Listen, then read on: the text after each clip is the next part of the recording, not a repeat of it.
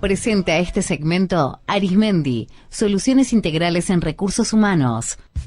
Bueno, Osvaldo Purichielo es especialista impositivo allí en Arismendi y tiene la amabilidad de venir aquí un sábado por la mañana. Hola. ¿Qué decís, Eduardo? ¿Cómo estás? Bien, por suerte. Bueno, ¿cómo está el tema de impuestos, no?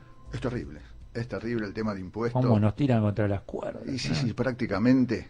Y sobre todo preocupa mucho al pequeño contribuyente, ¿no es cierto? Es decir, con medidas, por ejemplo, que le traban la cuenta bancaria, embargos. ¿Ah, sí? Y en algunos casos ocurre, ¿no? Cuando existe algún tipo de incumplimiento que hace, por supuesto, que le hace muy difícil, incluso, oiga, los intereses resarcitorios por el que se atrasa es un interés flotante. Paso por a ver, tenés un cumplimiento no cumplido. Sí. Ok, sí, vale la... Sí.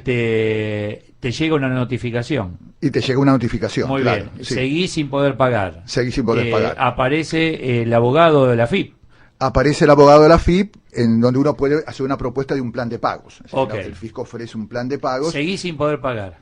Y ahí es el problema. Si uno sigue sin poder pagar, va a jurídico hace una boleta de deuda y bueno. Y ahí ya tenés los honorarios también del abogado. Del abogado y generalmente embargo de cuenta. Ahí es donde te embargan, ¿qué es? ¿El quit o las cuentas? No, la todo? cuenta. La cuenta bancaria. La cuenta bancaria. Ahora, vos ahí tenés la plata para depositar, o sea, tenés la cuenta para depositar los cheques de tu cliente y poder pagarte a vos, fisco.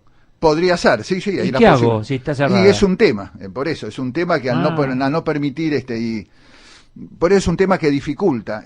Si bien el gobierno quiere favorecer un poco a las pymes, facilitarle un poco, pero estas medidas no ayudan, ¿no? Es decir, creo que la FIP tendría que tener comprender un poco más la situación que están atravesando las pymes. El 96% de nuestras empresas son pequeñas y medianas empresas que llevan alrededor del 75% de la mano de obra. ¿Y acá estamos saliendo del monotributo o metemos a todos? No, en general en el monotributo, salvo algunos que se llaman una especie de enanismo, que son aquellos que están en categorías altas y que no deberían ser nunca monotributistas, ¿no? Okay. El fisco está focalizando a eso, que es unos 50.000 aproximadamente. O sea, que ya es responsable inscripto. Que debería ser responsable inscripto y que sin embargo se mantiene en la última categoría del monotributo, bueno, sabiendo que no cumple con las condiciones. ¿Y ahí qué hace el fisco? Cruza verificarlo. información, a ver cuánto gasta en relación a lo que declara. Y es un parámetro. Uno de los parámetros más importantes del monotributo son los gastos personales que tiene el contribuyente, tanto en el país o en el exterior.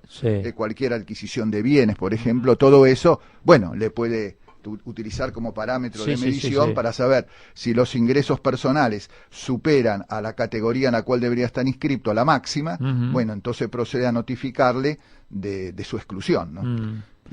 ¿Qué es esto de ajuste por inflación? Imagino yo, si no te ajusto por inflación, vos facturás más, pero quedamos en offside en algún punto. Sí, seguro, sí. Y sobre todo porque los valores de compra hasta valores históricos, ¿no? En ese caso, como el resultado es el precio de venta menos el costo computable, el costo de la adquisición, imaginemos en la actividad agropecuaria, por ejemplo, empresas unipersonales o sociedades que se dedican al campo, cuando quieren enajenar el inmueble, que generalmente está dolarizado, bueno, lo vende a valor de mercado, pero el costo que tiene lo tiene en pesos a 20, 30, 40 años, o cuando lo compró a $1 un peso. Entonces esa diferencia hace que pague el 30% del impuesto a las ganancias. Lo que no contempla es la posibilidad de ver la desvalorización de nuestra moneda, que hubo en estos últimos 30 años, y poder ajustar ese costo al valor actualizado, para de esa manera reducir un poco. ¿Cómo se maneja aquel, imagino se especificará todo, ¿no? Pero que se utiliza mucho la moneda extranjera? Acá te hablan, y pago insumos en dólares, mi cliente me trae mercadería, pero valor dólar, etcétera.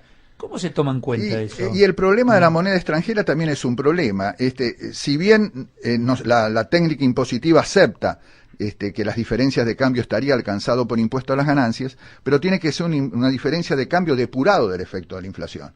Es decir, si nosotros tenemos un balance que cerramos a diciembre, en el 2017 estaba a 17 pesos el dólar, ahora está a 40.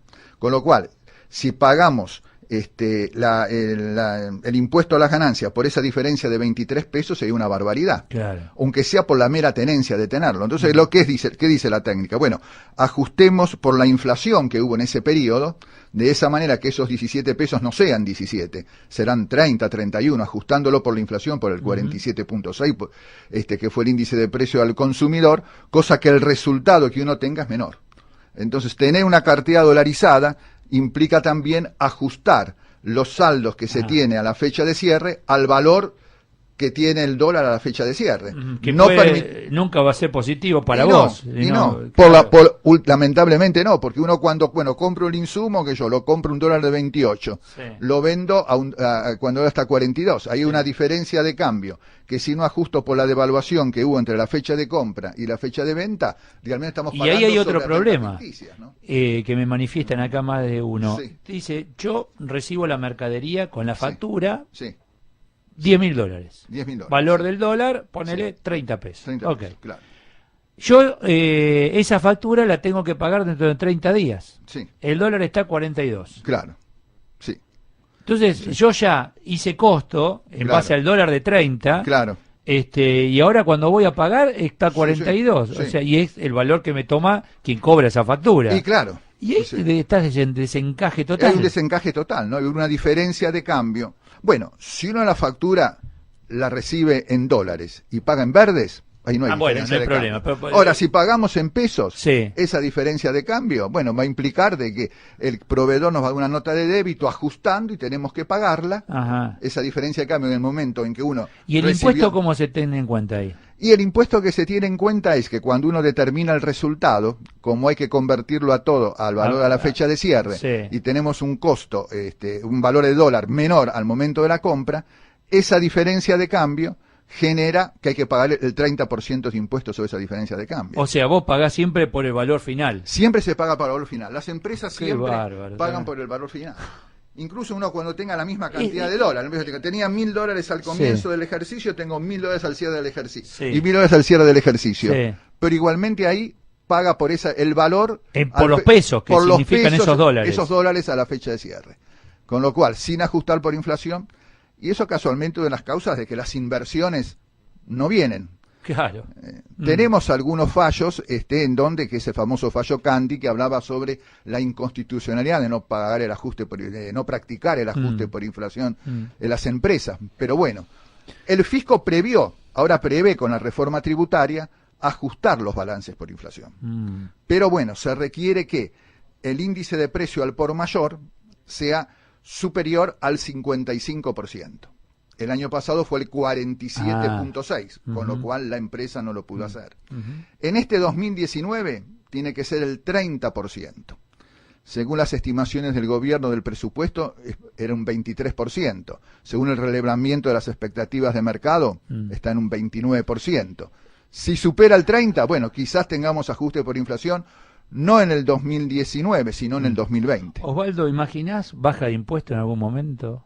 Y con Argentina año verde. Parecía año verde, por ejemplo. Siempre fue la costura contrario. Es uno de los países dentro de la OCDE que tiene mayor carga impositiva en función al Producto Bruto Interno. Hay países que lo han bajado, Estados Unidos, Brasil, viste, te lo bajan los impuestos. Y eso está claro que plata que no va a impuestos, plata que va al consumo. Por supuesto. Acá lo que sí ha habido una intención del presidente Macri es en el hecho de bajar los impuestos distorsivos. El impuesto al cheque, ingresos por ejemplo, ingresos brutos, que a muchas jurisdicciones pero eso es provincia y capital, pero el impuesto al cheque, lo que uno lo puede tomar ahora en su totalidad, si es micro o pequeña empresa, como pago impuesto a la ganancia. Con lo cual, esos impuestos distorsivos poco a poco tiende a bajar. Pero hay una realidad. Las provincias, para financiarse, necesitan el aporte del Tesoro porque solamente con el 47% de sus propios recursos se financian. Con lo cual, o sea, ahí terminamos siempre lo mismo, hay que achicar el gasto. Y hay que achicar el gasto. En matemática 2 más 2, 4, en impuesto lo mismo. Claro, gastar más de lo que nos ingresa es imposible. ¿Y paga qué? Bueno, el que siempre paga. Siempre paga más. Es un tema realmente importante. Pagamos más y puteamos más también. Seguro. Gracias, a nadie le gusta. Nada, gracias a vos. Gracias. Presentó este segmento Arismendi, Soluciones Integrales en Recursos Humanos.